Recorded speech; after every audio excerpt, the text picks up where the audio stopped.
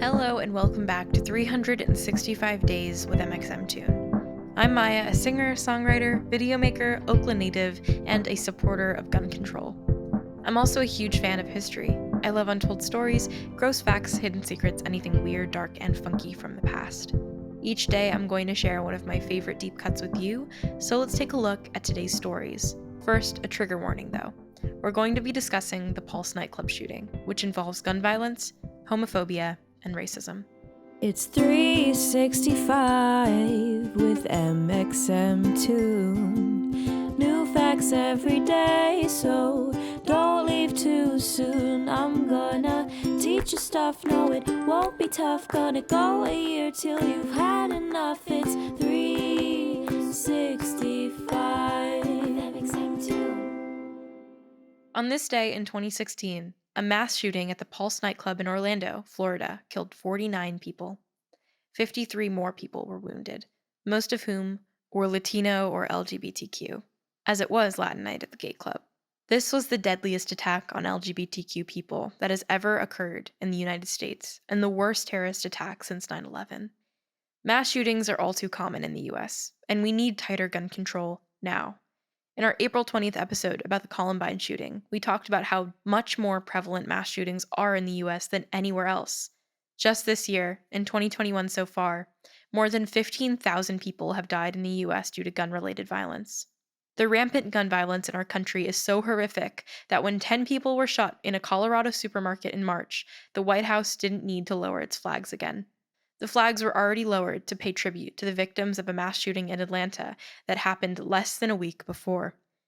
But for queer people and Latino people, the shooting at Pulse Nightclub was especially personal.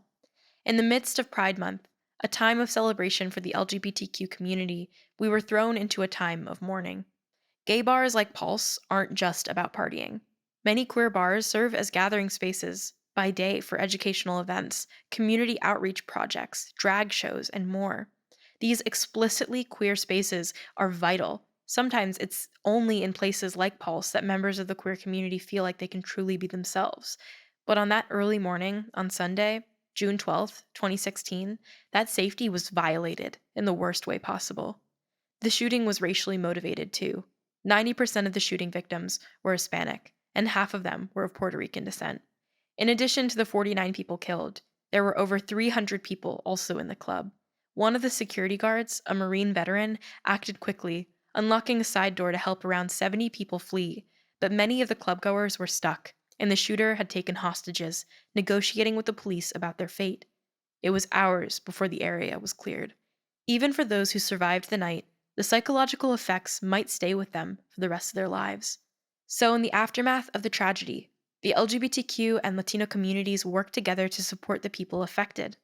Equality Florida, Florida's largest LGBTQ rights group, raised over $7.85 million on GoFundMe to support the victims and their families.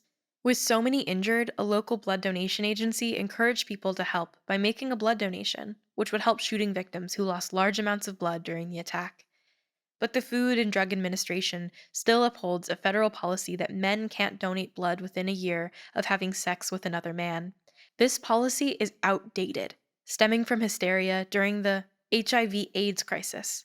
HIV spreads through blood transmission, but if a gay man is not HIV positive, there's no reason why his blood shouldn't be eligible for donation. For local queer people who wanted to help victims by donating blood, this policy added salt to the wound, reminding us of how deeply ingrained homophobia is in our legal and health systems. Now, the Pulse nightclub owner and the city of Orlando are both working to turn the site of the attack into a memorial, including a large garden with 49 trees honoring the victims. The memorial is slated to open in 2022. To get involved with the fight for LGBTQ rights and acceptance, check out organizations like the Trevor Project, the Ally Coalition, the Human Rights Campaign, Trans Lifeline, and more. You can also search for organizations working directly in your community to help the people closest to you. Now, let's talk about music. On this day in 2009, the Beastie Boys played their final show together, headlining the Bonnaroo Festival in Tennessee. Since they started the hip-hop group in New York City in 1981, the band has sold over 20 million records in the US, including 7 platinum albums. Unfortunately, though, Beastie Boys rapper Adam MCA Yoke was diagnosed with salivary gland cancer later that year. No one knew that the Beastie Boys would never perform live again together until 3 years later when Yoke passed away in 2012 at just 47 years old. The two surviving members, Mike D and Ad Rock, chose not to make new music under the Beastie Boys name as a tribute to their late bandmate. And now for the final segment of today's show, I am going to be going back into my own photo archives to see what I was up to on a June 12th in my life. On June 12th, 2018, I have a photo here of me holding my electric guitar that my dad gifted me very graciously.